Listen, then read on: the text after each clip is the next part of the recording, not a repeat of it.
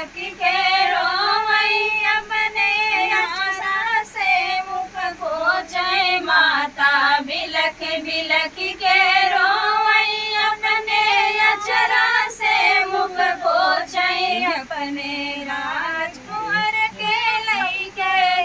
कवरिया में काशी बीच सहरिया में ना अपने राजकुमार के लइके कवरिया में काशी बीच सहरिया में ना नगवा डसले बाटै रोहित के फुलवरिया में काशी बीच सहरिया में ना चाची बिलख बिलख के रोवई के अचरा से मुख पोछे चाची बिलख बिलख के रोवई अपने अचरा से मुख पोछे अपने राजकुंवर के लइके कवरिया में काशी बीच सहरिया में ना अपने राजकुमार के लइके कवरिया में काशी बीच सहरिया में ना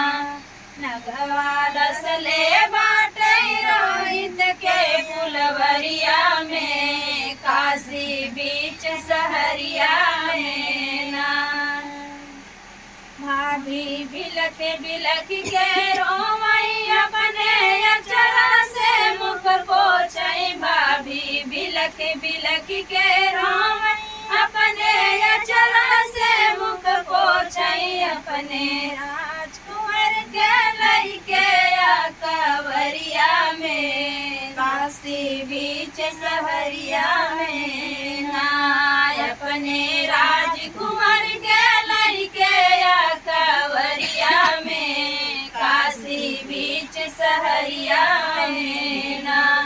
नगवा डसले बाटै रोहित के फुलवरिया में काशी बीच सहरिया